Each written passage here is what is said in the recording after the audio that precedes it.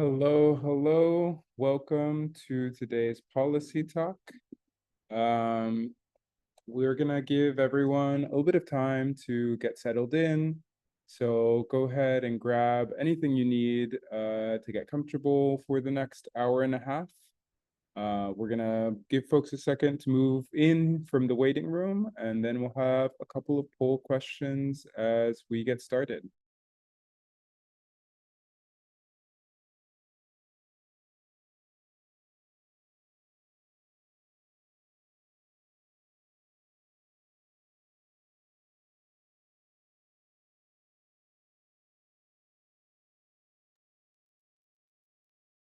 Welcome, folks. Looks like we have a critical mass, so we're going to go ahead and open up our audience poll. These are just some questions that we asked to get a sense of who's in the room. So you should see the first question up on your screen. How familiar are you with Portland's housing and homelessness crisis? It is single choice, so pick the answer that feels like it matches where you're at best. The options we have are I'm in learning mode, I feel like I have a general understanding, I've been doing this for years, I'm a pro. So you should see that question pop up and go ahead and click and submit the answer that is most reflective of where you're at. And then we have actually a series of questions today. So after you complete the first question, it's going to take you on to the next question. The second question is going to ask you to do some prioritization. We know that there's a variety of different topics, of programs, of services in this bucket of housing and homelessness. And so we're asking folks to rank them in order of priority. Which do you feel like the city and county need to prioritize the most? So we have day and night shelters, tiny homes, motels, and other alternative shelters, peer support, substance use services, affordable housing development and social housing, and market rate housing development. And then our last question is just to get a sense of kind of how folks arrived here to today's conversation. How did you hear about us? Did you hear about the Policy Talk from email, from social media, or from word of mouth or another source? So as you're logging on, getting settled in, you should see the poll questions. You should have some options to fill those out. So take a little bit of time and go ahead and click through those. I'll give folks another minute or so to answer, and then we will end the poll and share the results.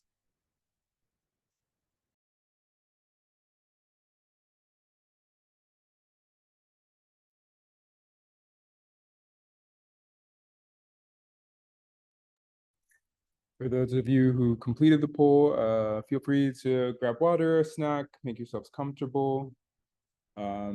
And then we will get started in a little bit. Don't worry, folks, we are going to come on camera soon. Just giving you all a chance to answer the poll questions.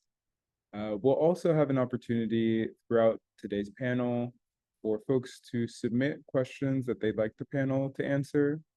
So at the bottom of your screen, there's a Q&A section. As we move through today's conversation, that's going to be the way that you can submit stuff to our team for folks to review. And at the end of the prepared questions, to give folks a opportunity to ask questions of our great panel today.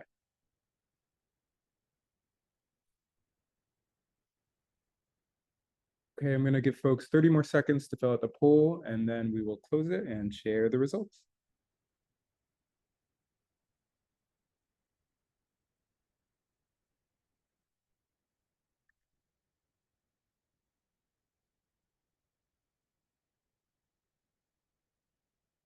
And don't worry if you can't see the poll question. This is just one of the many ways for folks to engage in the conversation today. I'm gonna share the results. So for the first question, we have most folks feel like they have a general understanding, with some folks who've been doing it for a long time and around 7 people who are in learning mode. For the ranking question, we're seeing a pretty big spread, but a lot of folks are saying that they feel like their top priorities for the city and county to prioritize affordable housing development and social housing, followed by peer support and substance services. It looks like the things that are lowest priority on this list are market rate housing development and night shelters, day and night shelters. And then most folks heard about this through email, with other folks hearing about it through word of mouth and social media. So with that, welcome folks. Thank you for taking the time to join us today. Welcome to our policy talk on Portland's housing and homelessness crises. My name is Andres. I use he, they, and el pronouns. I'm on the board of Portland for All. Portland for All is a volunteer-run 501c4 nonprofit. We're united in our belief that there is a positive and hopeful vision for our city. To share a little bit about what we do a bunch of things, but I want to highlight two in particular today. One of them is we have a long history of doing in-person community conversations. And so we are going to have our next one in District 4. Mark your calendars, Wednesday, October 22nd from 5:30 to 7 at Lucky Lab. Your first drink and pizza is on us. All you have to do is show up and be interested in talking with folks who care about our city and its future, and we'll be building on today's policy talk. The other thing that we're working on, big thing we're working on as an organization, is at our last retreat, we decided to focus on housing and homelessness as a critical issue for our community, and are in the process of meeting with housing and homelessness experts, and are planning to develop a Housing for All report that highlights some key realities of the moment we're in and a framework on how the city should be responding to this ongoing crisis. Everything we do is led by volunteer members. So if anything you hear about sounds like something you want to be a part of, feel free to reach out to hello@portlandforall.org to join us. And then the very last thing before I turn it over to the panelists, as a volunteer organization, we rely on donations to support our work. So if this conversation, if this work is valuable to you, please support with whatever contribution is meaningful to you. I put our donation link in the chat. With that, we're ready to get started. I will start introducing our panelists and let them talk a little bit about who they are and how they came to this work. So first up, I will introduce Katrina Holland.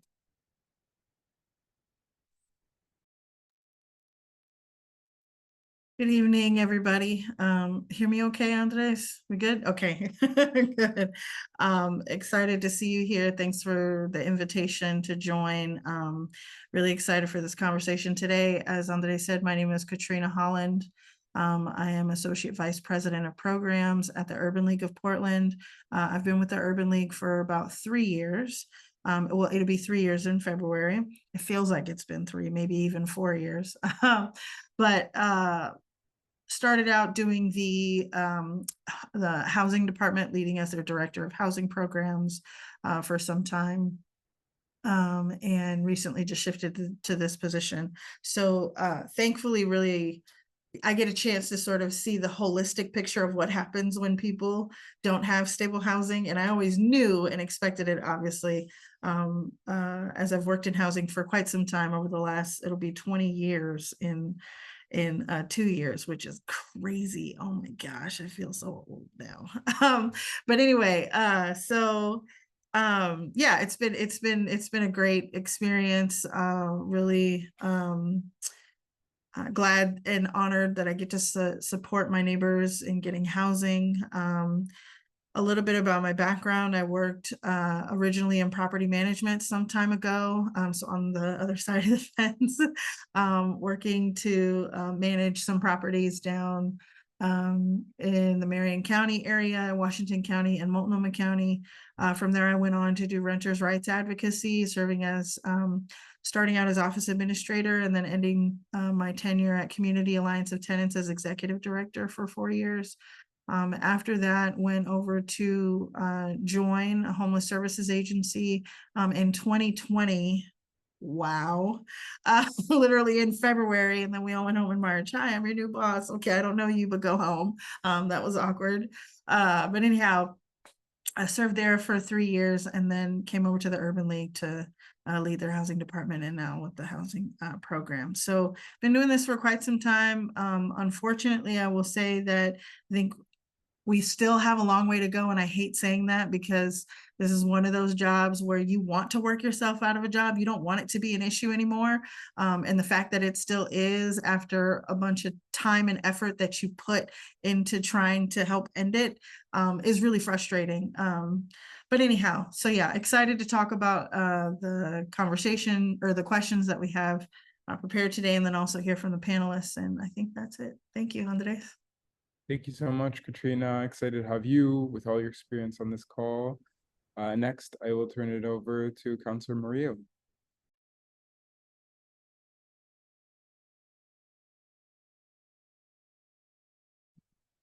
Hello, Andres. It is saying that my video is disabled by the host. No. Oh, there we go.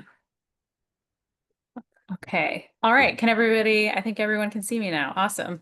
Hi, everyone. I wish I could see your faces. I am Councilor Angelita Morillo or Angelita Morillo. I represent Portland City Council District 3, which is inner Southeast Portland with a tiny slice of Northeast. So I think I'm, partially representing as a city councilor here today. I also sit on the housing committee at the city of Portland. But I think what really brings me to this work on a more personal level is that I'm also the first city councilor to have experienced homelessness in the city of Portland. I was homeless for a little under a year when I was in college.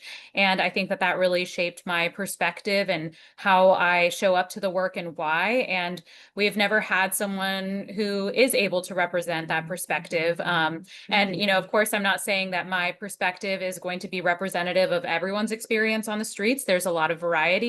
But I think that that has been a big shift as far as the people that I know and who I'm trying to bring into City Hall as well. And I got into politics. I actually met Commissioner Joanne Hardesty when she was running for office. She was the first Black city councilwoman. I met her in my racial justice class at PSU, and I was very wary of elected officials at the time. So I absolutely grilled this poor woman and asked her a bunch of hard questions for a solid hour. And she took it all very graciously and answered me very honestly. So it kind of embedded this deep respect in me and a trust that maybe there are elected officials who will be forthright and honest with you if you ask them questions and are really trying to do right by the people. So I, did a bunch of customer service work before, but ended up doing constituent services in her office and eventually moved on to do tribal relations policy in her office. And I also ended up doing SNAP policy. I worked on anti-hunger bills at the state legislature, trying to expand food access to kids in Oregon and to work on Food for All Oregonians to get SNAP access to undocumented immigrants before deciding that I should run for office. So that's what brings me to this work. So looking forward to hearing from all the panelists and to hearing what questions you have. Thank you so much for having me. Thank you for being here. Last panelist I'm excited to introduce, Molly Hogan. Thanks, Andres. And hello, everybody. My name is Molly Hogan. I use she, her pronouns, and I am the director of the Welcome Home Coalition. We are a multicultural alliance of dozens of organizations and individuals and working on building a housing justice movement in the Portland metro area. So I'm so excited to be here with these two amazing panelists. Very honored to be in such good company in a housing justice movement. My background, I wasn't planning, you guys shared so much about your background, so I was like, oh, okay, maybe say some things I did for work. So I've worked in government and in direct service and nonprofit, and I actually was an auditor for the state of California. I think was like my most hardcore government job. And I had the privilege in that experience to be in rooms where huge budgets and policy decisions were made with power players. And what really stood out to me was that it didn't seem like people in the room had any direct experience with the social issues that were being decided upon. And I always felt a little like I had snuck into a room I wasn't supposed to be in because of my working class upbringing. And so that whole experience led me to leaving government because it was so overwhelming and giving me migraines every week, and going back out and doing direct service. And when I came back to Portland, I worked with homeless youth. And after doing that for a few years, I thought I got to go back and use my public policy degree and go back upstream to work on systems change, because when you're doing direct service, your job is to try to give people resources that don't exist. And that gets really, really frustrating. I bet there's some direct service workers on this call, so you know what I'm talking about. So yeah, so what excites me about working at Welcome Home is like really trying to bring in an authentic way than often happens is people most impacted by housing insecurity and homelessness into our local solutions. And that is what I am deeply passionate about and super excited to share more about tonight. So thank you. Thank you so much. I think for everyone, you can see why I'm so excited about today's panel and the incredible folks we have on the call for today. The first question we're gonna turn over to the panel is about the housing state of emergency. So Portland has spent a decade in a declared state of emergency around housing and homelessness. What do we need to remember about how we got here, but also about the specific moment that we find ourselves in right now? And I'll turn it over first to Councilor Morillo. Thank you, Andres. I think a lot of folks know this, but maybe some folks don't know this, that, a few years ago, we entered our first housing state of emergency, and the city council just realized we have an increasing amount of people who are facing homelessness. We don't have enough housing at all in the city of Portland to match up to our population growth. And I think that while it's important to declare an emergency and to talk about this issue with the severity that it deserves, it was also part of a larger problem where all of the past councils, and I would say even this current council that's fairly progressive, has chosen to invest much more in sweeps and things that deal with the problem of homelessness after the fact, rather than keeping people housed, rather than making affordable housing and expanding that system. So this is a large context that we're seeing, and it's a culmination of years of those types of decisions. And just during this last budget cycle, this was our first one as a new city council. We just got into office in January, and we inherited a pretty horrific budget. It started with a $27 million deficit, and then it got higher as the mayor. Oh, can folks hear me okay? Okay, sometimes I have to shake this laptop with the speakers a little bit. So if I have to do that, just let me know.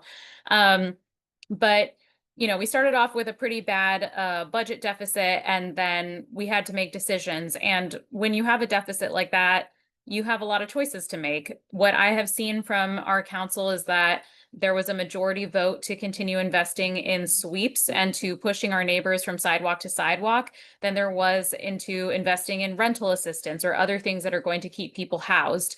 And we saw that not just at the local level, but at the state and federal level too. And there are downstream effects when we make those decisions, where I had a constituent email my office who was a single mother with 4 kids who, because of a lack of state funding that cut off her program, she did not get rental assistance, and her family were going to be out of housing within the next few days with 4 children, single mother. And then on top of that, this poor woman too, there's not enough shelter beds available right now. So when our offices are moving heaven and earth to try to keep people housed or to try to find a place for them to land and there isn't any, that is a problem that we're going to see continuing if we don't invest in long-term housing. So I'll just stop there. Thanks, everyone.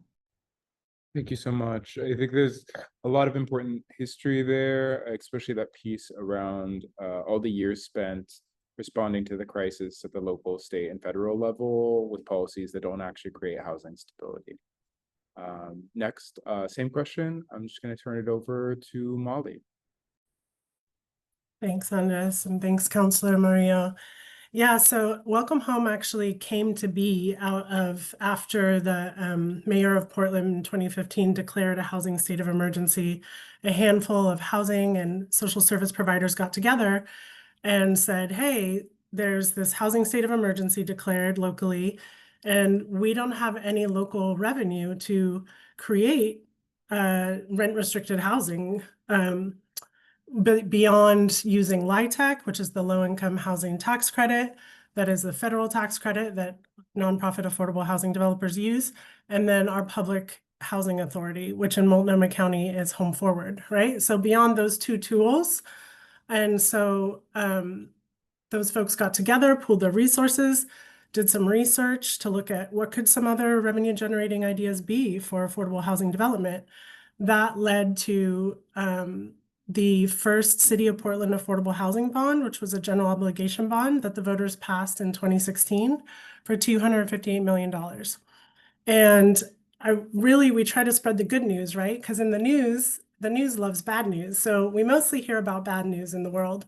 But the good news is that the City of Portland Affordable Housing Bond actually created 500 more affordable housing units, apartments, aka apartments, than promised to voters originally. The original projection was 1,300 apartments could be created with that funding, and it's created over 1,800 units. And then I'll also plug then Metro government, which is our tri-county government, right, representing all three counties, said, hey, wow, that was a good idea. Maybe we should do that. And so in 2018, voters passed the Metro affordable housing bond, and that will increase affordable housing development across all three counties.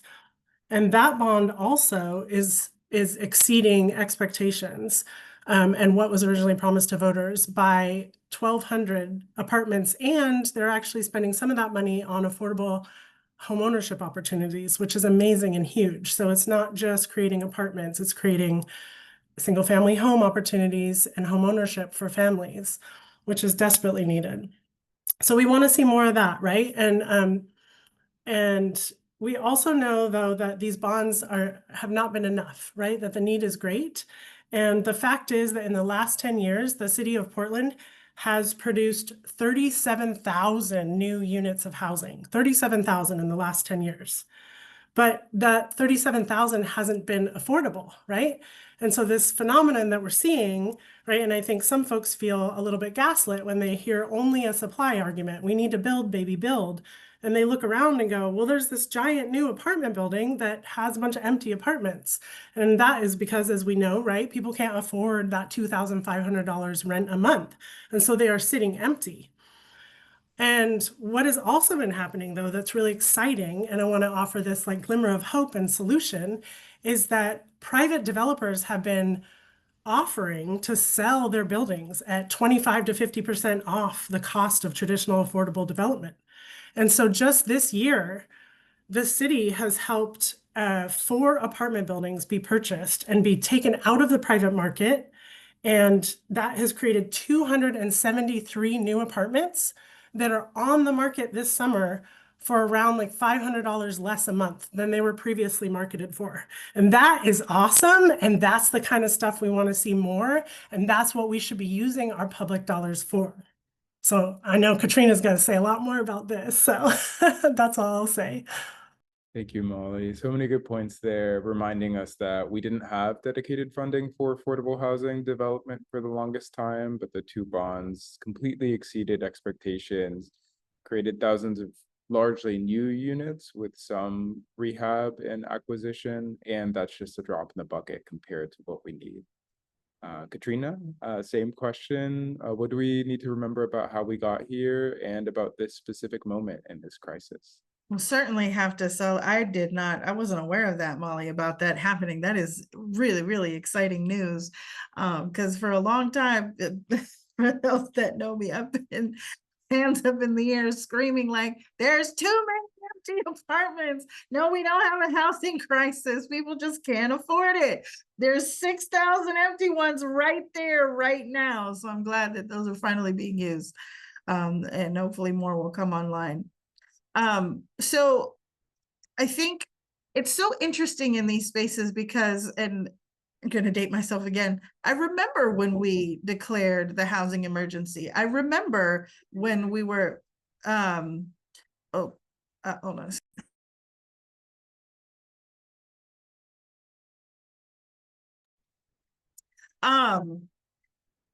Appreciate you.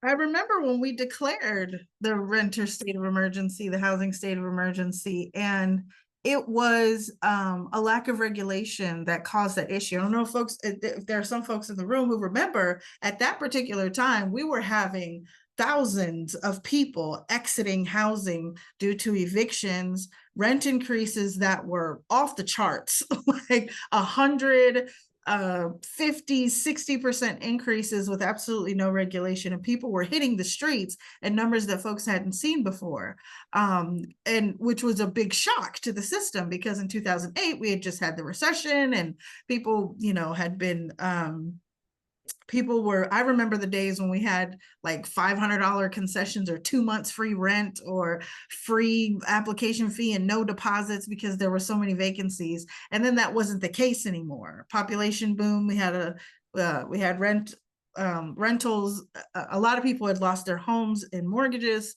And so they ended up having to go into the renter market. So it filled up really fast. And so it was a shock to the economy to see all these renters having so much demand. And so prices went through the roof. And so we declared that renter state of emergency because we were seeing so many crazy evictions. And now here we are in a situation where a lot of those impacts we are still feeling today. People who have been homeless for a really long time, or families who may have been able to get housed during that time but are unstably housed because the economy is volatile, because inflation has gone up significantly. And so, I personally want people to remember that it wasn't regulations or renter protections that actually helped create this crisis. That crisis had already been brewing and had reached a head point, and now we're still continuing to feel the impacts of that. The other thing I feel like folks should understand about today is it is solvable. It just means that we have to do things differently. And that's the part that a lot of folks feel frustrated by, or just like, oh, well, you can't, intervene in the market. Econ 101, prices go up when demand is high and prices go down when demand is low. And housing prices are, anyway, I'm not going to go there, but it is solvable. Things like Molly just said, where we're purchasing empty units is great. We have systems like, I've seen the county over the last couple years or so expand programs like master leasing, or agency leasing, where nonprofits are taking chunks of buildings and renting them and helping to blunt the risk that a lot of private folks are afraid of dealing with people who have checkered histories with regard to their rental history. So yeah, that's what I'd say I'd want folks to remember and know about. It's a really, really valuable perspective. And I was excited about this question, knowing that you'd be on the panel, Katrina, and that you had been around from the beginning, because I think where we started of there being this mass eviction crisis is so different than the current moment we're in, and connecting the thread of it's all the same thing, right? It's all an unaffordability, a market problem where what is available doesn't match people's income and needs, and that mismatch of housing stock and income is really spurring now a different side of the same crisis. Exactly. And, the other thing that's really interesting is, as bad as it is now, it probably would have been worse had we not put in some of those interventions at the time, with renter protections, with rent stabilization, with just cause evictions, I think the state started investing really, really heavily in eviction prevention assistance in a way that they hadn't seen before. I mean, hundreds of times over, or I'm sorry, not hundreds of times, but multiple times over in the amount of dollars that they were administering to Oregonians. And some of those policies impacted 1.4 million people during that time. So I can't even imagine what the housing crisis would look like right now had we not implemented some of those interventions. Great reminder also that interventions are possible. The first kind of like topic specific question we're going to dive into is, especially in Portland, there's been a lot of conversation about ramping up overnight shelters paired with day shelters, of increasing sweeps. We're seeing more sweeps this year than under the previous administration, and that's only escalating as we head into the winter. These are not new strategies. Like our first question reminded us, these ideas have been around for a while. So have they been effective in the past? And if not, what is really needed to help address unsheltered homelessness? And we'll start with Molly for this one. Thanks so much for that question. So I'll start out the gate that, Welcome Home, we did a big push actually with the new mayor of Portland, spending 28 million extra dollars on top of what's already being spent on sweeps and emergency shelters in the city of Portland budget, on expanding overnight shelter supply. And our argument was pretty simple. We said, you know what if you spent that $28 million on rent assistance, peer support, case management staff, and moved people that are currently living in shelters into permanent housing pathways? And then you'll free up shelter beds, then you will have more empty shelter beds, right? So that is the base of our argument. And we also recently put out a policy brief about the elements of shelters that are successful in moving people out of shelter into permanent housing situations, right? Because what we're often told is that, we sometimes as advocates, we get accused of being quote unquote anti-shelter. And we never say that shelter is not an important element of a homeless response system. Of course, we need emergency shelters as an element of an effective, holistic homeless response system. But our argument is that a shelter is not a home. And people are getting stuck in shelters and living in shelters for years in this city and this county. And that is not okay. And that is also not just not okay, it's a waste of our public money that we could be spending on stabilizing folks and actually making an impact on ending people's homelessness. But our policy brief outlines the elements, because there are shelter providers within our coalition membership that have success rates over 90% of moving people into permanent housing from their emergency shelter settings. And those elements include privacy, right? Shelters that are like offering rooms, private rooms, hotel rooms. There also have rent assistance attached. They all had one thing in common. They all had a rent assistance fund.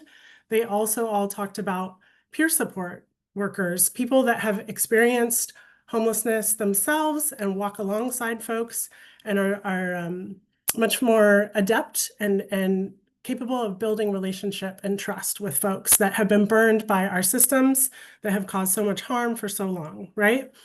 And so the painful part is that the City of Portland mayor's congregate overnight shelter expansion plan, those shelters have none of those elements, right? There's no rent assistance money attached to it. There's not increased peer support. And so it begs the question, how is this going to, when they're kicked out at 6 a.m, how is this investment going to materially change the trajectory of this person's life? And I actually just heard last week from some day center providers that in one of the shelters that has 100 beds, from people themselves who are staying there, so straight from the people's mouth who are literally there physically, about only 20 beds are filled a night. So there's 80 empty beds. So the other question we've been asking is like, when you run a business, you do a focus group, do people like your product? Like, do people want this product? Of course, when our temperatures drop and it's freezing outside, people will want it so they don't die. But if it is not a matter of life or death, people do not choose congregate shelter because there are safety issues. So many people talk about safety issues, right? And so we just really believe that, we could be making investments on long-term housing solutions that really change the trajectory of people's lives. And our current system is actually creating more long-term homeless experiences than it's ending. And that is problematic. And so I'll lastly close in just saying, Welcome Home is really excited. We're actually releasing a report next month that is survey data in partnership with the organization Sisters of the Road They had outreach workers survey 429 people last summer experiencing homelessness, asking the very basic questions like, what type of housing situation do you want? And the most common were apartments, homes, tiny homes, and the least desired. And the checklist was like living in your car, living in an RV, living, right, all the possibilities. And the three least preferred were shelters, living outside, and sanctioned encampments, government sanctioned encampments. So, and those are the things that we see our city spending a ton of money on. And so really what people are asking for, what this survey data showed us, was that people are asking for something that can be summed up in housing first. And housing first has been given a bad rap, and that's because housing first doesn't mean just housing, it also means support. And I'm going to let Katrina talk more about that, but housing first gets, it's very misunderstood. And so now we're at this place because it got implemented not all the way, not the way it's intended with the 5 core principles, which include support, but it's been implemented in a half-ass way, if you don't mind me saying that. And so there's a misunderstanding that it doesn't work. They say, oh, that didn't work. But we haven't actually tried to do it all the way. And then, like in other cities like Houston and Milwaukee, and cities that have actually seen a real decrease in their homeless population, they went all in. And countries of Finland, right, when we look around the world, places that went all in with housing first and really just helped house people and gave them the support, the person-centered support they needed, they're successful in reducing homelessness. And I'll stop ranting. No, thank you, Molly. So many good points, reminding us that not all shelters are the same, and paying attention to really what are those components that lead to long-term success versus what creates trauma and just furthers people's housing instability. And then if this is really about the folks' experience, turning to them and asking what their preference is and what kind of intervention actually meets their needs. Katrina, same question. How should we think about these interventions and what's actually needed? Yeah. So I will refrain from echoing a lot of the things that Molly said, but I mean, Molly did a phenomenal job just talking about this issue. Bottom line, for folks where shelter is effective, it can make a difference. But for folks where it is not effective, it becomes a barrier, it costs more money, and as the data has shown, it actually extends their homelessness. What's really interesting about this is, for the housing nerds in the room, if you'll remember, shelters, relying on a shelter-only strategy or a shelter-heavy strategy was already proven to be really ineffective at the macro level. It actually prompted our conservative friends in the government at the time, at the federal level, the Bush administration, to move to housing first, because they kept seeing the phenomenon of people entering shelters, staying for as long as they could, it not being effective because they didn't have the housing dollars, plus they had high barriers into getting people into housing first because they had to complete programs. Then they'd end up on the street again, and then they go back into shelter, and then they'd end up on the street again, and they'd go back into shelter. And it was just a revolving door, not to mention the tertiary impacts to our system, like in emergency rooms and jails and all the other places, because of folks' symptoms of experiencing homelessness, the trauma, relying on coping mechanisms that aren't the best. Rule violations because they parked somewhere they weren't supposed to park, having outstanding tickets, being arrested, being viewed as dangerous. All the things that come with homelessness had tertiary impacts on the system and on, quite frankly, government budgets, because they had to pay for some of those impacts. And so it's almost like we're seeing the pendulum swing again this other way, where we're going, oh, well, we didn't, housing first isn't effective, but we didn't implement it right. And so now we're going to go back to shelters. And so unfortunately, what I fear is that as we move in this direction toward trying to rely on shelters as an effective method without investing in the things that make shelter effective, then we're going to end up with more people on the street again, and they're going to continue to be on the streets. Kind of reminds me of sweeps. I don't know if people remember the debate that we had on sweeps where taxpayers were furious at the dollars that were being spent because we just kept moving camps from one place to the next, It's part of the driving factor that helped pass our Metro Supportive Housing Services measure that said, let's invest in services and rent assistance and housing vouchers and wraparound supports for people to get them stable, not out of homelessness for good, not just remove the visibility. However, like Molly said, we haven't implemented Housing First the way that we should. I'm going to take a few minutes and call out my colleagues in the county. We've dribbled so much. Well, a little bit here, a little bit there, a little bit here, a little bit there, and we haven't invested in at scale for what Housing First can actually accomplish. I have the privilege of working at the Urban League of Portland, where we have what's called a service integration model. And in that service integration model, the basic principle is if you walk through the door, we're going to do a holistic assessment of how you are in your life, where you are in your stability. Literally, that's measured and tracked from the moment you walk in, and then it's repeated over a period of time to understand what sorts of supports do you need so that by the time you walk out these doors, we don't have to see you again. Not because we don't want to see you, but because you're coming back to volunteer, or you're coming back as a young professional to help boost other people, or you're coming back to give us advice about how to better our programs. And what we've seen is incredible impacts. For every dollar that we invest in people turns into $6 of income increase. But it's not easy. It's following the Housing First principle, which is we're going to put you in housing. Regardless of where you're at, you might deal with some mental health issues or behavioral health issues, or maybe some addiction things or things going on with your incarceration history. But then we're going to connect you with a case manager and make sure that you are connecting holistically and regularly, and with assertive engagement, what we call assertive engagement, and client-led services. Eventually, people relax. You can, I heard somebody describe that you can literally see folks' shoulders go down because they're not tense and in a constant fight or flight stage anymore. And so their brain opens up. They're able to think about other things. We have a workforce department.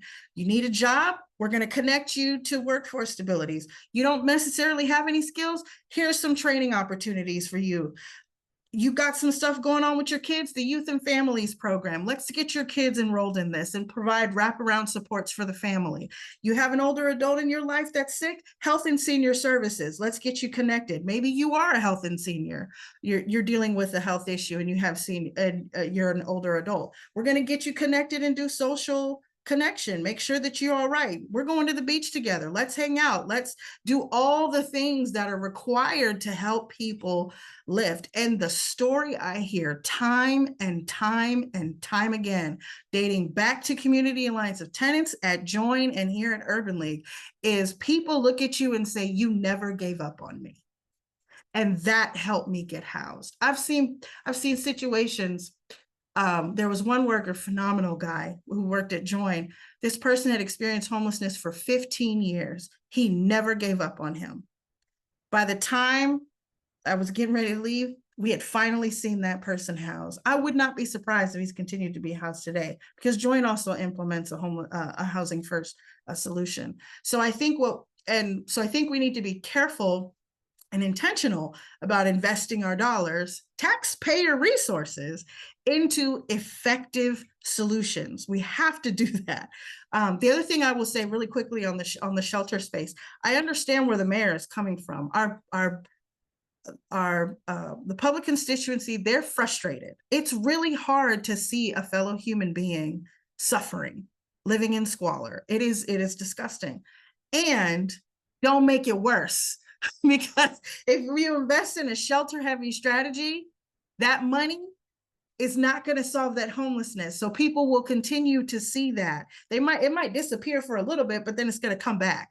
And so now not only are they experiencing seeing somebody suffer, but now their taxpayer dollars have gone into avoiding this, and it hasn't gone away. There was some comparison some time ago on the effects of some of the dollars and what we spend. It's almost a one-to-one. You can't effectively do both unless you have a lot of resources. You spend $1 in shelter, you lose $1 in housing first. You spend $1 in housing first, you lose $1 in shelter. So the idea that we can do both right now, unfortunately, is not true. So we need to lean in like Houston. We need to lean in like Milwaukee. We need to lean in like Finland. We need to explore innovative housing solutions like in Vienna to figure out how to get out of this crisis. Thank you, Katrina. And that last point you ended on is so powerful. In a world with finite resources, we really have to ask ourselves what is actually effective. And we see that those are things that traumatize people less, that avoid extending their stay in housing instability, and instead focus on their needs and getting them connected to those needs. Councilor Morillo, same question. How should we think about these strategies and what's needed to address unsheltered homelessness? Yeah, thank you for this question. And I just want to pause for a moment to say how lucky I feel to be on this panel with Molly and Katrina. I'm learning so much from both of you already just listening to you. So thank you for sharing this space with me today. I guess I kind of want to talk about it a little bit more from a personal perspective, since Molly and Katrina already covered. Sorry, also my cat is all over me, so I'm gonna hold him so everyone can see him. He's very affectionate and needs a lot of attention. But I want to talk about it from a more personal level, because I think when I did constituent services at City Hall, and I did it for 3 years, we would get calls from housed neighbors who were very frustrated about encampments that would build up in their neighborhoods, about some of the behaviors people had if they were facing a mental health crisis, if they were dealing with drug addiction. And people are like, rightfully frustrated and want to feel safe in their neighborhoods, and they want their kids to be able to go and play in places where there aren't needles and things like that. And what I found was that our only resource as city employees was to tell people, okay, you can report this encampment. And then a few days later, depending on how high of an acuity call it was based on the severity of the encampment and what was going on there and the health issues, that encampment would be swept. Those people would move a block or two away, and then they would be right back there the next week. And so the city is investing millions and millions and millions of dollars in doing sweeps. And we do that under Mayor Wilson's administration more than Mayor Wheeler's administration. So we had a timber baron in office who had no connections to homelessness ever. And even now we are doing more sweeps than him, right? And I think that that's significant, because I think that the tone and the voice in which we talk about houseless people has changed, but the strategies that we're using to address them has not. And it doesn't satisfy the people who are housed who want results. It is extremely damaging to unhoused people, and it does not get them into permanent housing. So everybody loses under this strategy. Everybody loses.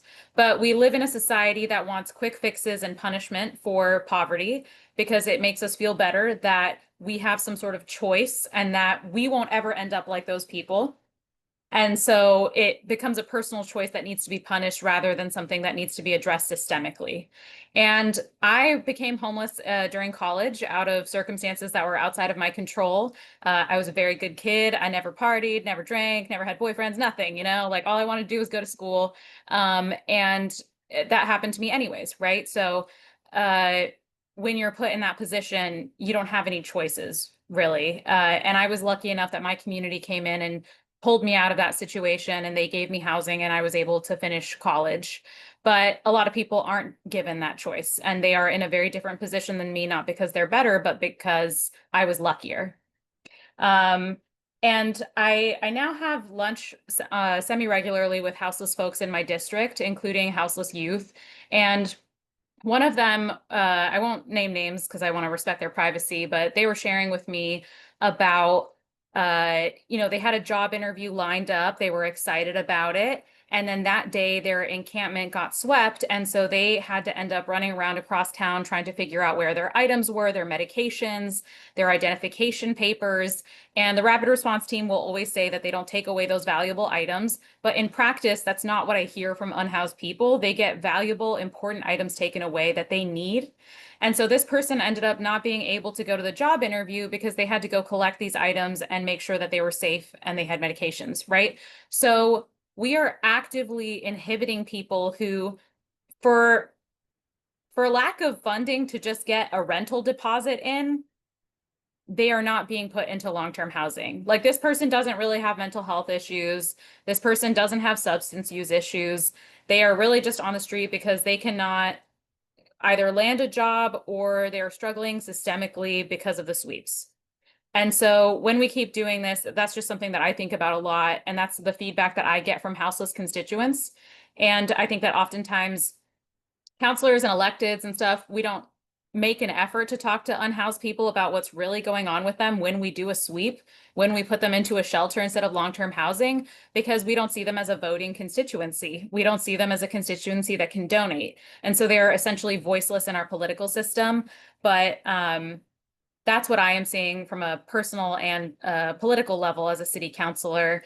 And I will just add one more thing on this topic as well about the different systems that we have. When I was houseless as a young woman, I never went into the shelter system because I was rightfully very afraid of being in that space. I had never been in it, but I understood the vulnerability as a young woman being in that space about what could happen to you. And so I was very cautious about even sharing with people what a vulnerable position I was in, because people could take advantage of you if they see that you maybe are in need of assistance or you're unable to protect yourself. And a lot of the houseless folks that I've talked to that have been in shelter systems, especially when I did constituent services, would talk about the conditions of congregate shelters. The fact that people were getting scabies, the fact that if you have disabilities, it's really hard to navigate those spaces. The fact that if you have a pet, you can't bring them with you. There were all sorts of barriers that make it really hard for people to access these congregate shelters. And so to just throw that as a solution and say, well, these people aren't doing the right thing, why don't they want to go, is not really getting to the point of why it is that people are critical of these services or don't feel safe. And so I will leave it at that, but I think that's been my personal experience. And that's also what I heard and continue to hear from houseless folks in my district as well. And so I really think that we do need to follow what advocates have been telling us and invest in long-term housing, invest in getting people into mental health services and just getting the connections that they need, because there are limited dollars and we are wasting our dollars by just moving people from sidewalk to sidewalk. Thank you, Councilor Morillo, for really driving home that lost cost of how much money we're spending on sweeps, but also of sharing some really powerful stories of the human impact and what that looks like at the person level. I'm seeing questions come in. A reminder to folks that you can use the QA section. We just have 2 more questions. We're going to try to get through these really quick, so we have some opportunity to answer the questions that are coming in.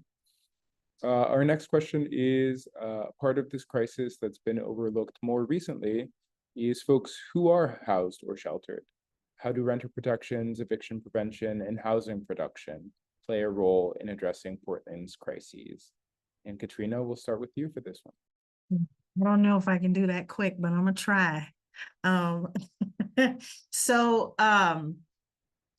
Listen, I can't remember who did the study and where the information came from, but for every 1,000 people we get off the streets, 1,400 become homeless. So we're at a net negative when it comes to getting people off the streets. We can't get to them or house them fast enough in order to keep the number of folks that are going on the streets going down instead of going up. But a key strategy to do that, and the reason why is because, again, we're sprinkling things around, but a key strategy to prevent those folks from becoming houseless in the first place is eviction prevention. And what I mean by eviction prevention is not just rent assistance, but long-term eviction prevention by investing in folks' ability to stay housed, by identifying what it is that's keeping them from being stable in the first place. So, you know, the legislature, unfortunately, terrible session when it comes to eviction prevention. We saw, I think it was 65 or 70% cuts to eviction prevention. And in less than, I don't know, a month or two, we saw a 4% increase across the entire state of the number of evictions that are filed for non-payment of rent. A lot of those folks are on the streets. They didn't have anywhere to go. And so when we're talking about housing first principles, yes, we have to get folks off the streets as quickly as possible, but we also have to stem the tide and prevent people from becoming houseless in the first place. What I have seen be most effective in this space goes back to a similar principle to housing first, and that's wraparound support. Once you give rent assistance to somebody, stick with them for some time to identify what it is that caused them to be unstable in the first place. If you can build enough rapport to find that root cause and address that root cause, then you're able to prevent that person from becoming housing unstable again, in addition to fixing their housing instability. What I mean by that is, especially in cases where you have people who are dealing with harassment in the rental market, or people who are dealing with discrimination, or people who just don't understand or don't have the time capacity to read a full 40-page rental lease agreement, which I'm not calling wrong. I'm just saying, let's be honest, there's some barriers there. How many of us actually read those things line by line, unless you're a lawyer and have enough time to be able to do so? But sometimes people just need education on what it means to be an effective tenant, or a good tenant, for lack of a better term. Sometimes you're dealing with situations where landlords just want you out because you smoke, or your kids are too loud, or you did this or whatever. So you have to defend your rights. That sometimes is the root cause for why somebody's housing unstable. Maybe there's a family issue. Maybe there's an income issue. Maybe there's a job stability issue. Maybe there's a kid issue. Identifying those issues with wraparound supports, in addition to providing rent assistance, is really effective at keeping people housed, and is necessary because it's contributing. It's a silent contributor. Well, I wouldn't say it's too silent. It's not something we talk about very much, but it is a near silent contributor to the housing crisis that a lot of people forget. Yeah, we can, even with the Metro Supportive Housing Services measure, our goal was to get 5,000 people off the streets. We got more than 5,000 people off the streets. That number still grew. Why?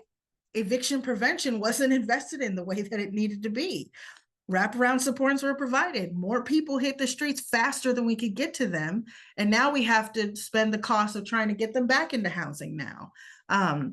So yeah, that's what I would say when it comes to eviction prevention.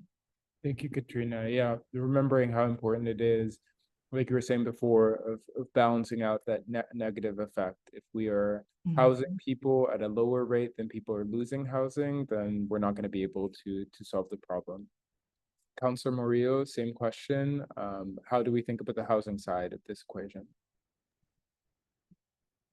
I think that, we're trying to find different creative solutions, and it's not going to be a one size fits all type of thing. There's not going to be one magic bullet that sort of resolves all the issues. So my office, and I think what I'm seeing the other counselors do too, is kind of try to come up with more creative solutions. And some of them we've known for a long time, right?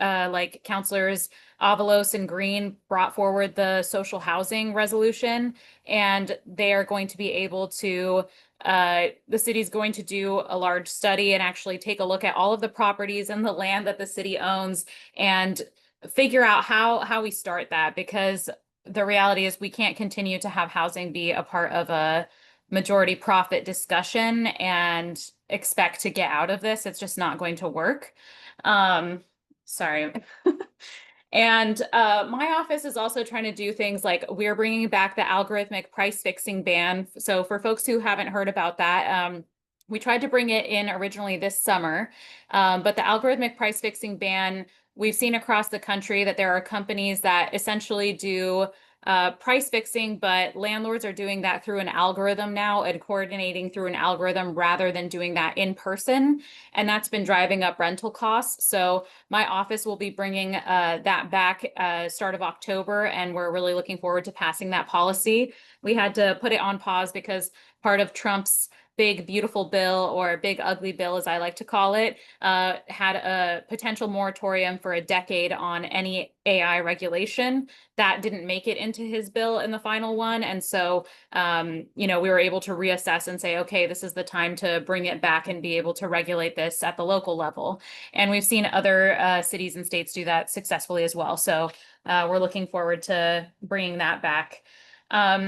We've also talked a lot as a council. There's an idea that the progressives on council are afraid or against development or new building, and that's not the case at all. I think most of us understand that we don't have enough housing physically to actually house all of the people that we need. And there is sort of a myth that floats around in progressive spaces that there are just thousands of empty units that we can put people into. But when you look at the turnover rates for, 90 days to get an apartment back in shape and all of that to rent it to the next person, that's actually part of that number that you're accounting for. So as a council, we ended up passing an SDC, assistant development waiver, so that developers could build without a fee that they had originally, and that's going to be passed for about a year. My office, I added an amendment that requires that they give us tracking information on how many units are actually being built. So it's kind of a little bit like calling developers bluffs too, right? They're saying, oh, okay, if you get rid of some of this red tape and these fees, then we will magically pop up 5,000 units or whatever amount they said they were going to do. And I said, okay, we're going to give you an opportunity to do that. And you're going to give us the data that that's actually the case.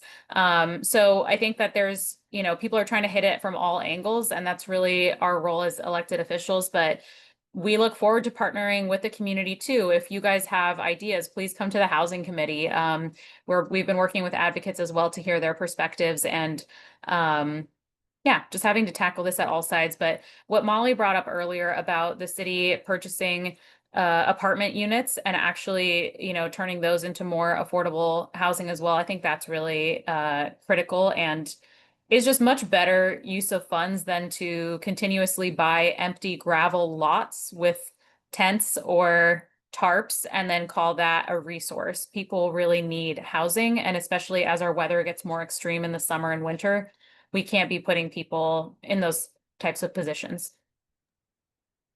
Thank you, Councilor Morillo, reminding us that there are a variety of different creative solutions that can be tried at the local level, and it's really about finding what is needed and continuing to pursue that.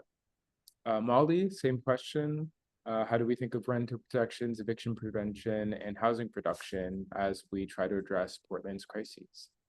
Yeah, thank you. So much good stuff already said.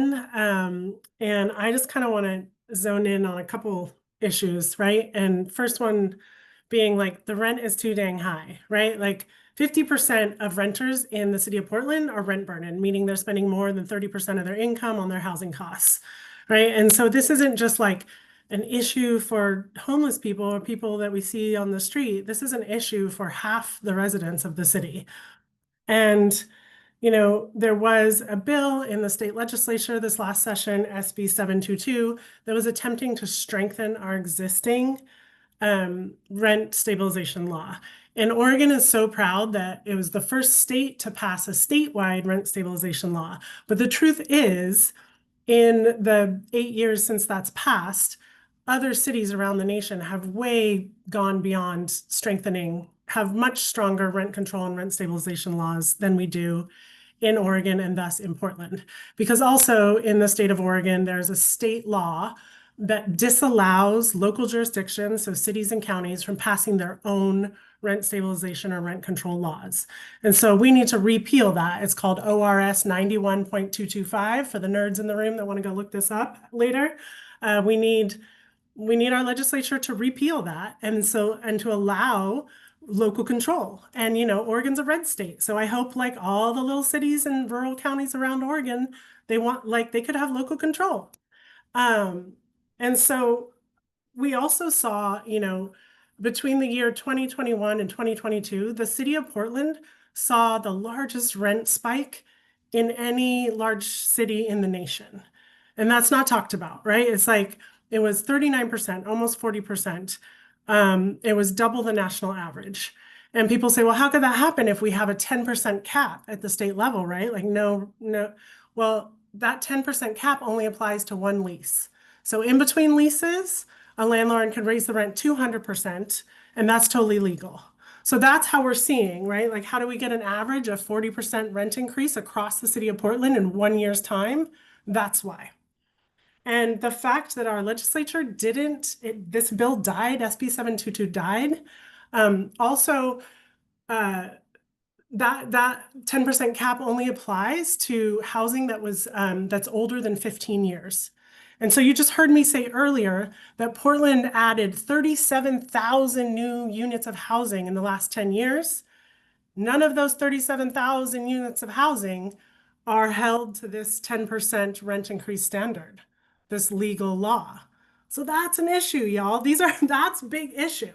So when we say the rent is too damn high, it's not like it's some imaginary hand of the market, just like these things could be fixed. These are things that our governments can take action and fix, right?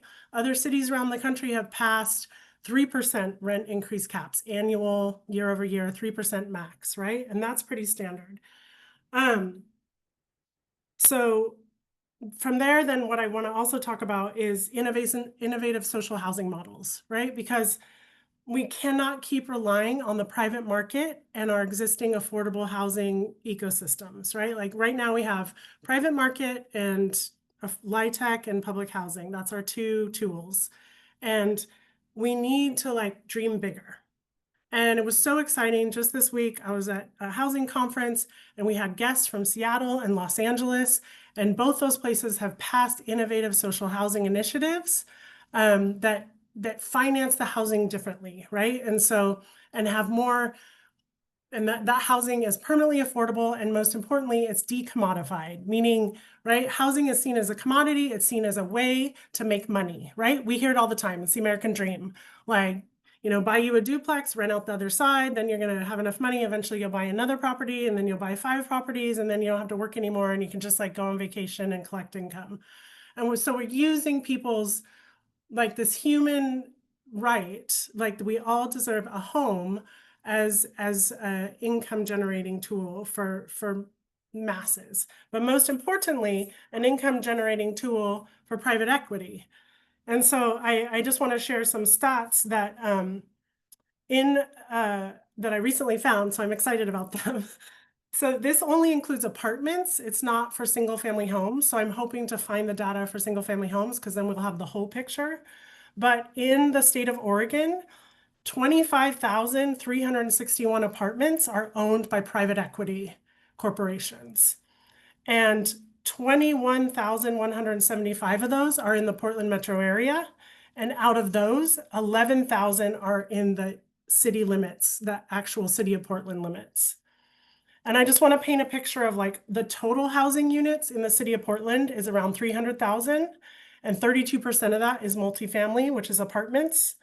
So that means that 11% of the apartments in the city of Portland are owned by private equity companies. And that's why Councilor Morillo's AI algorithm ban ordinance is important, because that's 11,000 homes that you know, are getting price fixed.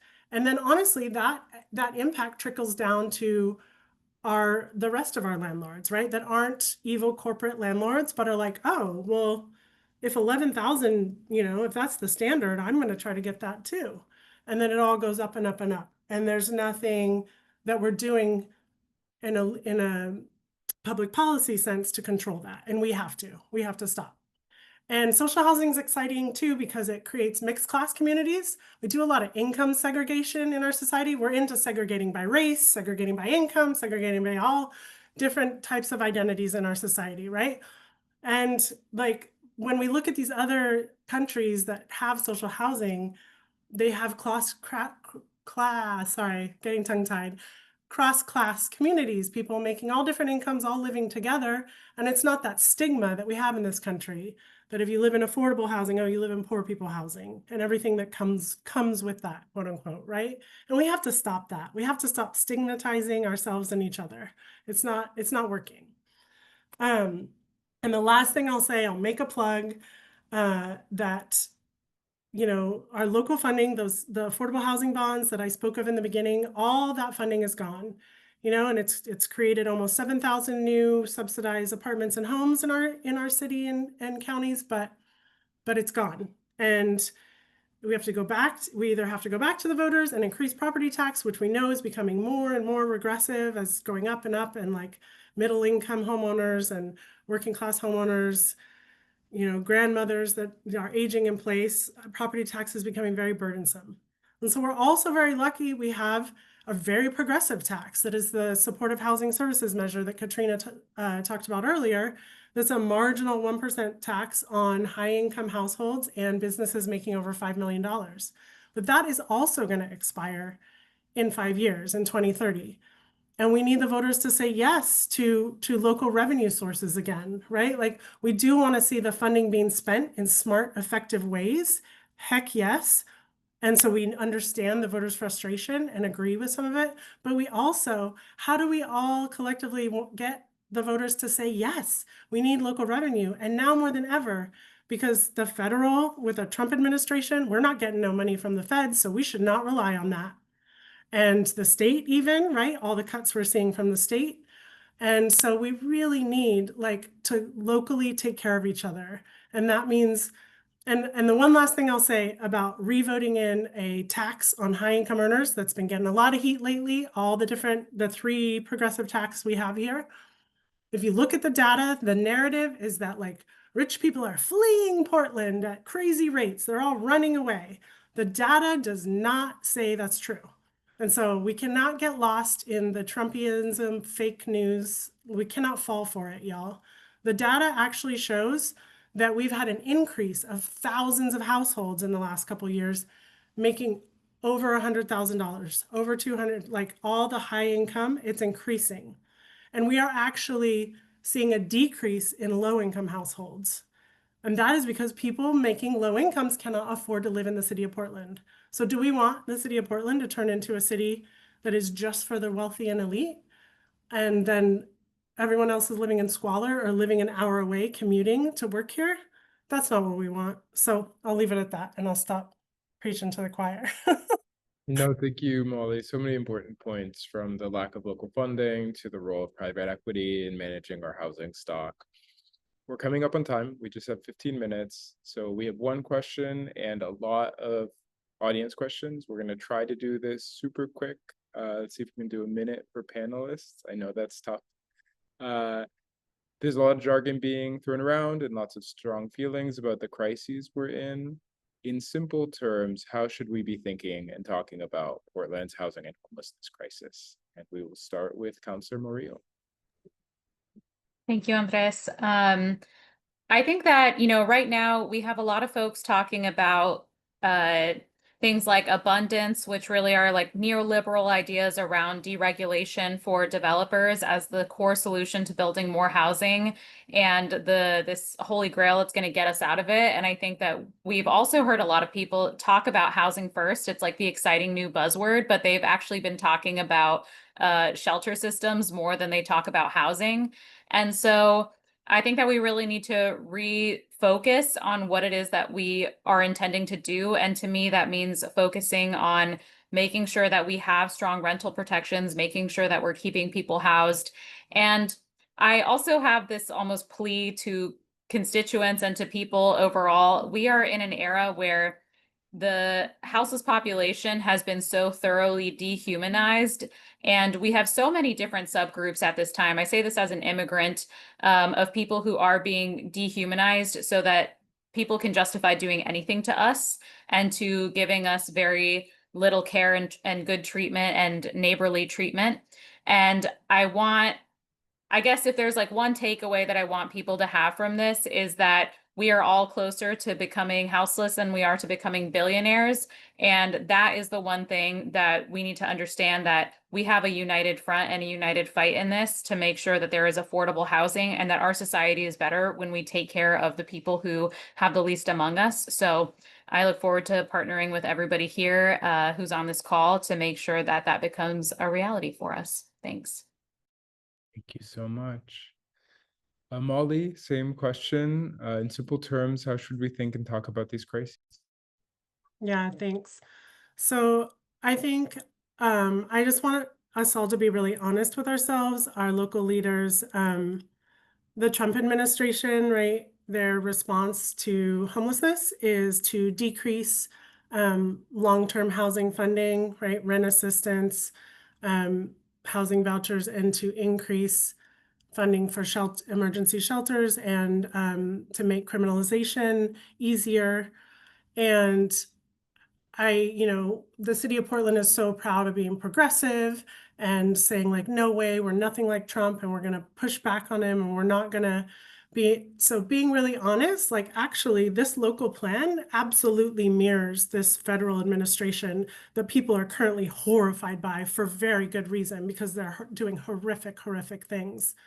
And I think if we're not honest with ourselves about that, it leads us down a dangerous path. And so now more than ever, that we resist everything the Trump administration is doing on all levels. And that includes the homeless response. And that we'd lean into that housing. Everyone deserves housing. And we do have enough wealth and resource locally to make that happen. Thank you so much, Molly. Katrina, same question. How should we think and talk about this? Yeah, so definitely +1 on agreement with Councilor Morillo's and Megan's standpoint. The only thing I would add is that we do have to do some work, and I say this to everybody, both constituents as well as people who are in the housing world, talking to people in the public. We got to be careful around conflating addiction and mental health with housing, or excuse me, with homelessness. They definitely do have a relation, but one does not cause the other. I'm sorry. Behavioral health and drug addiction can be a contributing factor to someone's homelessness, but affordability is really the crisis. What research and data have shown is that drug abuse, criminality, other things become worse after becoming homelessness. And in some cases, homelessness is the driver that introduces people to those things. And so we have to be really careful about conflating those two. The reality is the mental health, behavioral health needs for folks, and when I say behavioral health, I'm talking about addictions, addressing addictions and substance use, is well beyond the number of people who are experiencing houselessness. It's for housed folks too. And so I think we have to be really careful in talking about that, because it creates this narrative that leaves a human being invisible and irrelevant. And those conditions are also significant drivers of homelessness and significant drivers of keeping people homeless, because they lose their hope. They feel like they're not a contributing member to society, when in reality they are. They fell on hard times. And so I think we have to be really careful about that. Thank you so much, Katrina. And that was actually one of the audience questions that came in through the QA. So thank you for addressing that. Lovely. We're going to go to those questions now. If you haven't already, you have a chance to submit questions through the QA function in the webinar. We're going to go through these quick and see how many we can go through. Panelists, you don't have to answer each question. If you feel like someone else has answered, feel free to move on. The first one is, compared to market rate housing, affordable housing is so much more expensive to build. How do we choose between acquiring rather than building housing? Can I just say, I don't think it's really a hard question, because some of the shelter models that we're investing in cost millions and millions of dollars to put together, like the outdoor urban alchemy shelters that I don't think I wouldn't want to be there. Okay. They cost a lot of money. Sometimes I'm like, you could spend that money buying an empty apartment building or an empty hotel where people can shut the door. There are a lot of regulations around safety and like the requirements for a building to convert it into housing or to have it be that way. But we have existing buildings that you can do that with. And sometimes it just feels like we are stuck on expanding shelters rather than housing, and we're not investing our dollars in the right way. I also am going to say something that will probably get me in trouble, but eminent domain is a thing, and we are in an emergency. Yeah, And I'm going to stop there. I was just have to agree with Councilor Morillo. I don't know about the eminent domain. We can talk about that offline. But the reason why affordable housing is quote unquote more expensive is because there are regulations to actually make it safe and habitable and usable. And in the private market, you can cut those corners, which actually creates long-term problems down the road. We have to address the fact that inflation and incomes and money in the economy is just totally out of balance and out of whack right now. They're, unfortunately, and this may get me in trouble with some folks, but capitalism has driven prices insane. And so what would have costed $2 no less than 2-3 years ago now costs $7. For what? Let's be honest. For why? So, I mean, yes, there are driving costs, like we needed to increase incomes, and so that decreases your bottom line and all those things. But let's be honest, we've also seen some historic profits. And so we just have to be honest about that too. I just want to really quick jump in, because I really want to plug acquisition. If there was a choice right now, because this moment in time we're seeing is not necessarily going to last forever. And so if our governments take advantage of it, super smart. I want to name a hard number. One of those apartment buildings, brand new, built in 2022 by a private developer, 43 apartments, $12 million. The city only put in $12 million. The nonprofit matched it, but it was, and then to your point, Councilor Morillo, y'all spend $40 million a year to run your Safe Rest Villages, and another $22 million for the task sites was what your last budget said. So $66 million in 1 year to run 700 units of outdoor shelter. And how many, if 12 million got us 43 brand new apartments, come on. Thank you so much for doing the math and bringing us along. Next question, Washington County is experiencing similar growth in rental unaffordability that Portland has. How can Washington County prevent the inefficiencies that Multnomah County and Portland have already lived through? So like, what lessons would you suggest for the jurisdiction nearby who's going through and approaching the same issues? Don't be afraid of regulation. Do not be afraid of regulation. I know that it is the taboo subject, but I honestly believe that some Econ 101, sometimes rational actors become irrational and the market goes crazy. In those instances, you introduce regulation because we humans can sometimes make really poor choices. Don't be afraid of regulation. Also, Washington County has spent a considerable number of dollars on investing in getting folks off the streets with wraparound case supports and eviction prevention. Continue to invest in that, even if it hurts, because if you do that on the preventative side and on the front end, you can avoid some of the isms and schisms that we are dealing with right now in Multnomah County. Thank you. Can I give Washington County a shout out, actually? Because when Metro gave, the city of Portland, they gave y'all $15 million for the expansion of congregate overnight shelter plans for the mayor's plan. They also gave the other two counties a little chunk of money from their one-time funds, and Washington County decided to spend all of theirs on eviction prevention. So like more of that. Good job, Washington County. Just want to shout them out. Thank you. Always good to recognize the good work that's happening. Next question, suggestions around talking points for progressive local business owners who are in solidarity and want to prioritize things like affordable housing development and not sweeps and shelters. Like, what are good talking points or ways of kind of making the business case for being decent human beings who care about neighbors? Oh my gosh, this is my favorite question I've ever gotten. If you're in my district, please reach out to me.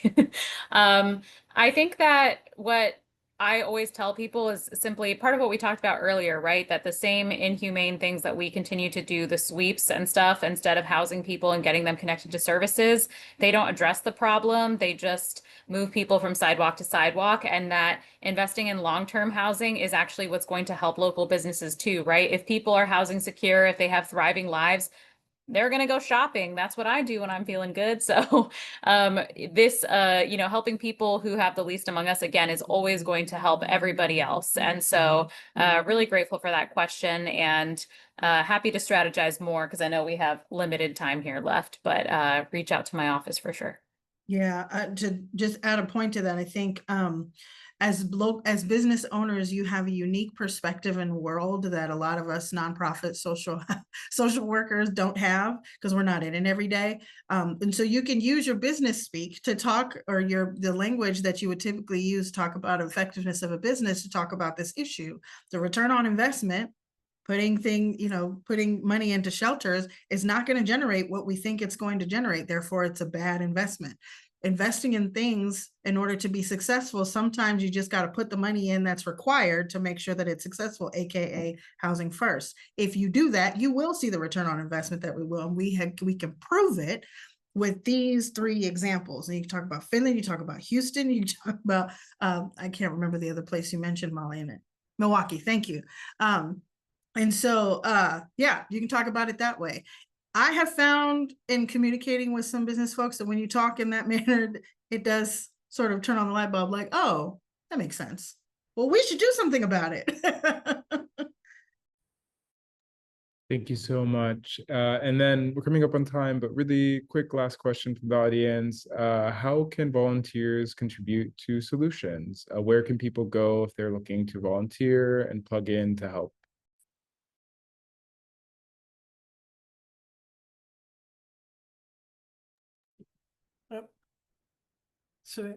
Okay, I'll jump in. So at Welcome Home, we do community conversations for housing justice, and we love reach out to us. If you go to our website, there's a little like contact us if you want to. We're always looking to get out of like the echo chamber. So like invite us to put together, let's have a convo. We present data, information, educate people, empower people. And we also, if you go to our website, a list of amazing organizations that all have, well, I don't know if all, but most of them have direct service volunteer opportunities where you can go, offer your services at their day shelters or in their programming, various programming. So that's my advice. As far as the Urban League is concerned, you can go to our website, www.ulpdx.org. And you can become a member, a monthly sustaining member. That always helps. We also have some events coming up. Attending those events is also really helpful. We have our 80th year anniversary on Saturday, actually, which we're still taking registrations if you're interested. Going to be a nice, really exciting celebration. We're celebrating 80 years of existence at the Portland Art Museum. So you can also, if you scroll down to the bottom, click on events, and you'll see the space to go there. Becoming a member, the last thing I will say is I know that money's tight right now. And so how dare I ask for donations? And at the same time, nonprofits are getting hit hard by the federal administration. And so I would definitely encourage folks, if you have dollars to give, try to find a local nonprofit to give to, because chances are they are also feeling the impact. And it does make a huge difference. Thank you so much. Perfect way to wrap up with some good action steps that folks can take. Councilor Morillo had a hard stop, but just plugging her points from the chat, show up and testify at council committees. The Housing and Homelessness Committee is always looking for folks to come speak these perspectives. And then, of course, please stay in touch with Portland for All. This is something that we're committed to, that we'll be working on this year and next year. Really appreciate our panelists, appreciate all of you taking the time to join in on a weekday night. Thank you so much, and stay tuned for more. Thanks so much.